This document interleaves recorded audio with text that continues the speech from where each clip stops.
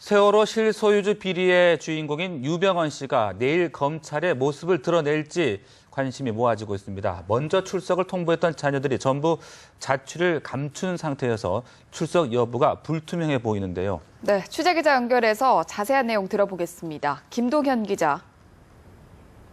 네, 인천지검에 나와 있습니다. 네, 검찰이 유병언 씨에게 내일까지 출석하라고 통보를 했는데 출석 가능성은 어떻습니까? 네, 검찰은 유 전 회장에게 내일 오전 10시 피의자 신분으로 출석하라고 통보했습니다. 아직 유 전 회장으로부터 답변이 오지 않았으나 여러 경로를 통해 출석을 요청하고 있다고 검찰은 설명했습니다. 검찰 관계자는 당연히 나올 것으로 믿고 있다면서도 출석에 불응하면 어떻게 대응할지에 대해서는 말을 아꼈습니다. 유 전 회장은 1991년 오대양 사건 수사 때도 검찰에 출석하라는 통보를 받은 적이 있는데요. 당시 그는 사설경호원 수십 명을 데리고 예정 시간보다 1시간 반가량 늦게 나타나 검찰을 초조하게 했습니다. 23년 만에 다시 출석을 통보받은 그가 어떤 선택을 할지 주목됩니다. 네, 검찰이 유 전 회장 장남의 신병 확보에 주력하고 있다고요? 네, 어제 장남 대균 씨에 대해 전국 지명 수배를 내린 검찰은 특별 추적팀을 구성해 소재 파악에 노력하고 있습니다. 검찰은 대균 씨를 검거하는 경찰관에게 1계급 특징과 포상을 줄 것을 경찰청에 요청했으며 수배 전단 등 추가 조치를 검토하고 있습니다.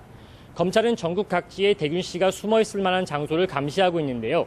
검찰 관계자는 제보가 곳곳에서 들어와 많은 도움이 된다며 제보를 받고 실제 출동도 했다고 밝혔습니다. 출석에 불응한 다른 자녀들에 대한 압박 수위도 높아지고 있습니다.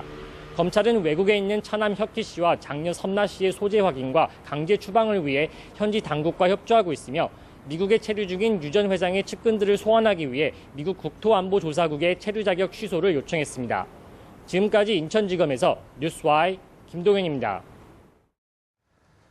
검찰 조사에 버티기로 일관하고 있는 유병언 일가의 모습은 마치 20여 년 전 오대양 수사 당시를 떠올리게 합니다. 네, 당시 잠적설이 다루기도 했던 유병언 세모 사장은 재수사가 시작되고서도 한참이 지나서야 검찰에 출석했고 결국 구속됐습니다. 김민혜 기자입니다. 오대양 대표 박모 씨 등으로부터 받은 사채 자금을 회사 자금으로 쓴 혐의를 받아온 유병언 당시 주식회사 세모 사장. 검은색 그랜저에서 내린 유 전 회장은 경호원들에 둘러싸인 채 검찰 청사로 유유히 들어갑니다. 자신은 오대양 사건과 연관이 없다는 걸 보이려는 듯 다가오는 형사들을 강하게 밀쳐내고 입가에 미소를 띄운 채 포즈를 취하는 여유까지 부립니다. 조사받고 나와서도 혐의를 완강히 부인했습니다. 당시 검찰은 오후 2시까지 유 전 회장을 나오라고 했지만 유 씨는 1시간을 훌쩍 넘겨 출석했습니다. 서울에서 대전까지 유 전 회장 일행을 동행하던 검찰 수사관으로부터 차량을 놓쳤다는 보고가 들어와 검찰이 위치를 파악하는 소동이 벌어지기도 했습니다. 결국 구속됐지만 수사를 받을 때도 한동안 연락이 되지 않아 잠적설까지 나돌았던 유 전 회장. 모습을 감춰 지명 수배까지 내려진 장남 유대균 씨를 비롯한 유 씨의 자녀들도 여러모로 닮은 꼴입니다.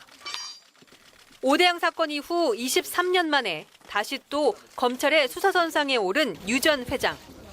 어떤 선택을 내릴지 관심이 쏠립니다. 뉴스와이 김민혜입니다.